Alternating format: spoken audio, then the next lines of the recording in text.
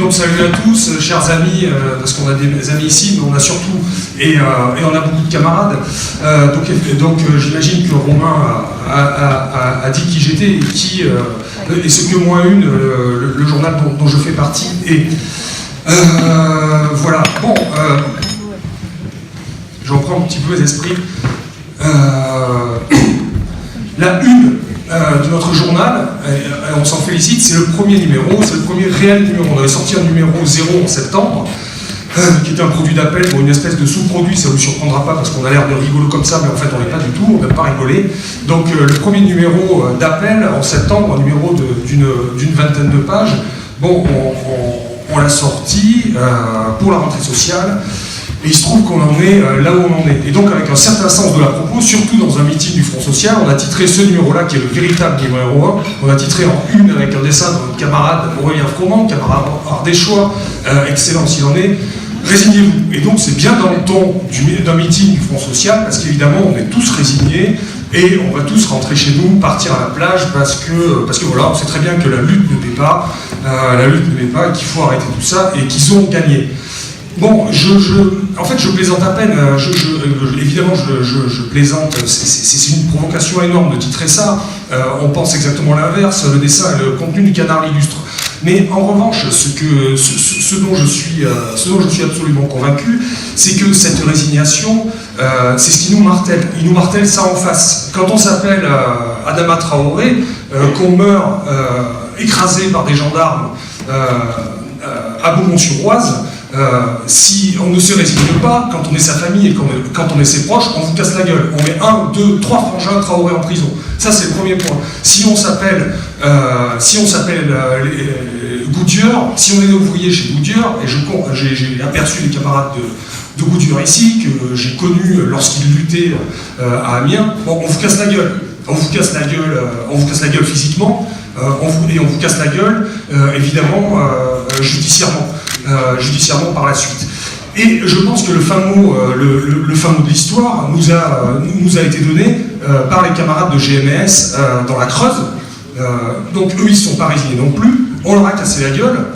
Le capitalisme, effectivement, leur a cassé la gueule. Mais Macron donne le fin mot de l'histoire. Et ça, cette phrase est merveilleuse. Au lieu de foutre le bordel, ces gens-là devraient aller chercher du boulot. Ben bon, on se résigne, quoi. Enfin, c'est bon, c'est fini, la boîte elle est fermée, c'est terminé. Et maintenant, ils n'ont qu'à aller chercher du taf et arrêter de mettre la merde devant la tôle, etc.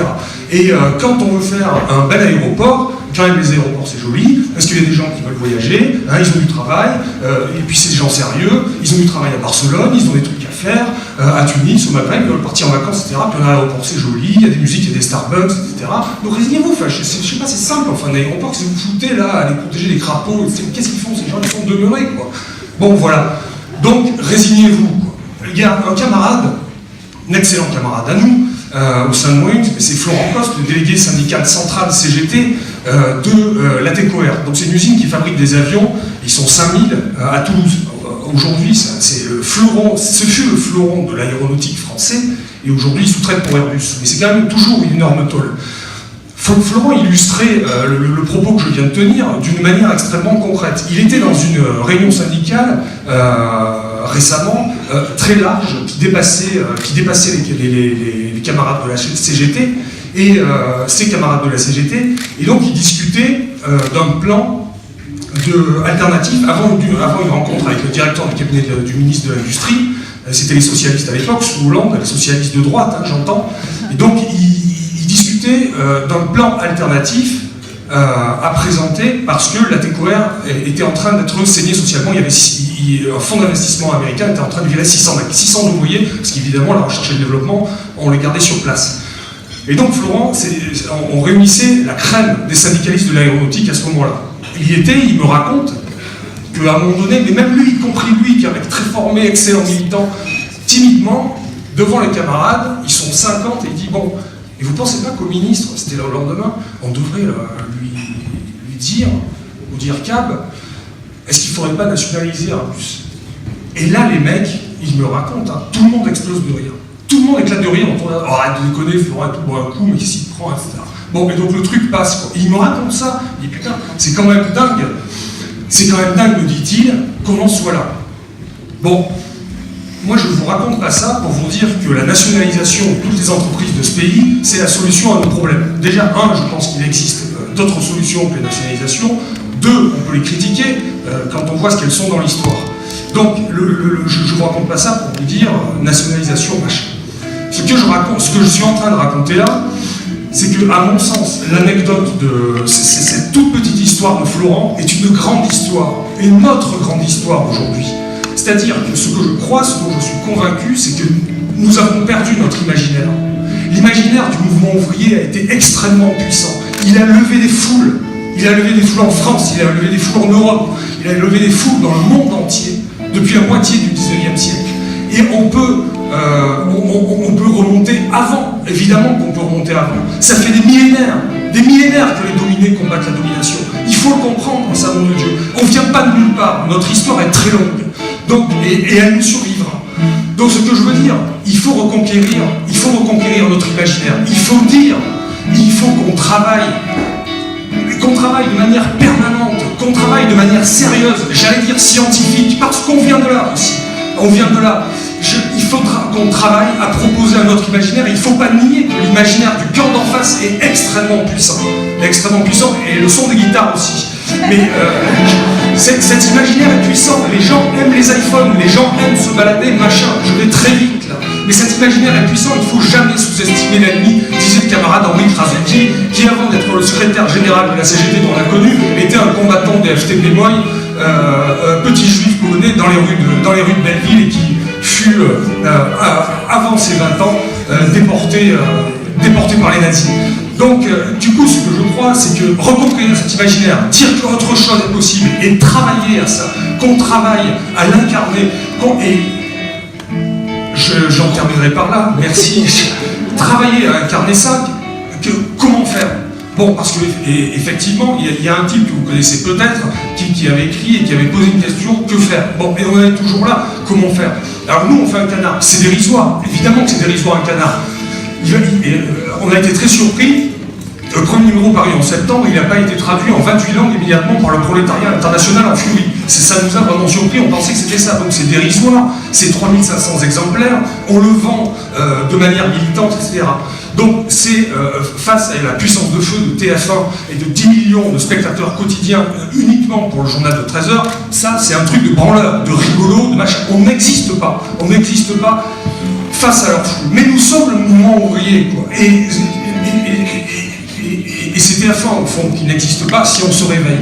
Donc notre ambition, l'ambition de ce canard, c'est de dire, c'est d'apporter une pierre toute petite, mais elle est une pierre, elle est modeste, mais c'est une pierre, quoi, à l'édification commune, par-delà toutes nos différences qu'il ne s'agit absolument pas de nier, parce que oui, notre grande famille, la grande famille du progrès, elle est fracturée, elle est immensément fracturée, et c'est notre maladie, elle est vieille. Bon, donc là, je ne suis pas en train de faire un prêchi-prêcha, moi une, on va rassembler tout le monde, etc. Mais on s'en fout, on a des lignes, on a une clivée, etc. Et je pense qu'il faut cliver. La conflictualité crée la conscience. C'est très bon, la conflictualité. Il faut se foutre sur la gueule, c'est très bon. Mais en revanche, ce dont il faut avoir conscience, je le parle en roumain, c'est que, évidemment, que nos différences, il s'agit de les approfondir, il s'agit de les creuser, de ne jamais les nier, parce qu'elles nous divisent. Et il faut en discuter. Mais il faut se rappeler que dans l'histoire, on n'a jamais gagné sans un front uni. Jamais. Et ce front, qui le crée? Ça n'est pas nous, au fond. Évidemment que c'est nous, c'est la volonté des militants de l'époque, en 1936, on pourrait multiplier les exemples, etc. Mais qui nous rassemble? C'est l'adversaire, c'est notre adversaire. Nous sommes divisés, lui, effectivement, nous avons des différences, eux, ils nous rassemblent. Le capitalisme nous oblige à l'unité. Voilà le ciment de notre véritable unité, c'est ces adversaires communs qui nous emmènent en enfer. Donc du coup, j'en ai pour moins d'une minute. Et là, je vous promets, moralité, pour sortir de l'idéalisme, parce que nous sommes matérialistes dans ce journal, et que c'est la réalité concrète que les choses se passent, c'est pas dans les belles nuées, les cieux, le ciel des discours. D'abord, pour le premier numéro, on est allé voir les militants, de tous horizons en disant pourquoi vous militez, etc. Vous pouvez le trouver là, bien sûr, on vend les canards là, parce qu'on n'est pas capitaliste, on ne rémunère pas d'actionnaires, on est tous bénévoles, attention. Mais on vend quand même des journaux pour nous auto-financer l'impression notamment. Donc, on est allé voir les militants pour savoir quel était leur projet, où ils en étaient, etc. Dans une démarche fraternelle, on n'est jamais, quand on interroge des militants, on parle en camarade. On est toujours par-delà les clivages, voilà, on n'oublie jamais qu'une fraternité et une camaraderie nous relient. Et je pense que cette enquête est intéressante, elle a débouché sur, dans ce numéro 2, on essaye de tourner autour, on est allé voir qu'est-ce qui nous rassemble, l'espoir.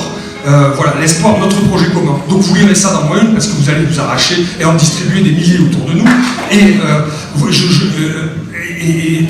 notre grande fierté, c'est que pour ce premier numéro, car c'est notre particularité, justement pour sortir, on se méfie de la petite bourgeoisie à laquelle j'appartiens, et pour sortir de ce truc permanent sociologique insupportable avec les petits bourgeois qui viennent expliquer aux exploités, aux ouvriers, aux gens des quartiers comment il faut faire ce truc militant pénible, et bien ce qu'on a fait, c'est que des syndicalistes, une syndicaliste tunisienne signe un article, un reportage, une enquête magnifique de 4 pages sur le Liban, parce que oui, comme l'a dit le camarade de Rota, la solidarité internationale, c'est notre avenir, et un syndicaliste, Florent Coste, le délégué syndical central CGT de la TCOR, signe un article pour une lutte, sur une lutte dans une maison de retraite. Voilà, donc les syndicats.